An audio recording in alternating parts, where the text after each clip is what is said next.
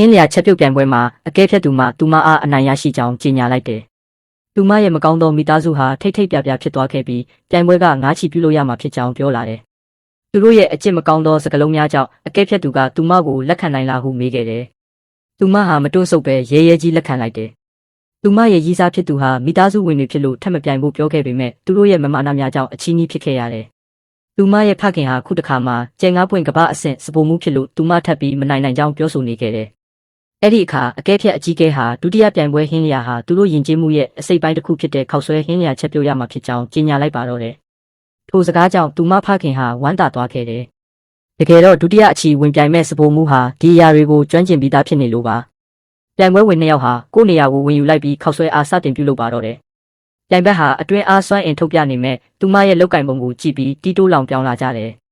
ပြိုင်ဘက်ဟာသူ့ရဲ့လုံနိုင်စွမ်းကိုအစွမ်းကုန်ထုတ်ပြနေခဲ့ပြီးခောက်ဆွဲချောင်းတွေလေပေါ်ပြန်ဝဲကလှလှပပပြုလုပ်ပြတယ်။တခဏအတွင်းမှာပဲခောက်ဆွဲတပကံပြီးစီးသွားတာကြောင့်အကဲဖြတ်သူကိုမြည်ဆန်းစေခဲ့တယ်။အကဲဖြတ်သူဟာမြည်ဆန်းကြည့်လိုက်ပြီးထိုသူရဲ့ခောက်ဆွဲရတာဟာဟန်ချက်ညီညီရှိပြီးထူးခြားအရသာများစွာပါဝင်နေကြောင်းချီးမွမ်းပြောဆိုလိုက်တယ်။သူမကတော့အေးအေးဆေးဆေးပြုလုပ်ချက်ပြုတ်နေတာကြောင့်ပြိုင်ဘက်ဟာအထင်သေးစားပြုလာခဲ့တယ်။အားလုံးကသူမခောက်ဆွဲအားကြီးကအိမ်ကဖွားတော်လုပ်လို့ရကြောင်းလောင်ပြောင်လာကြတယ်။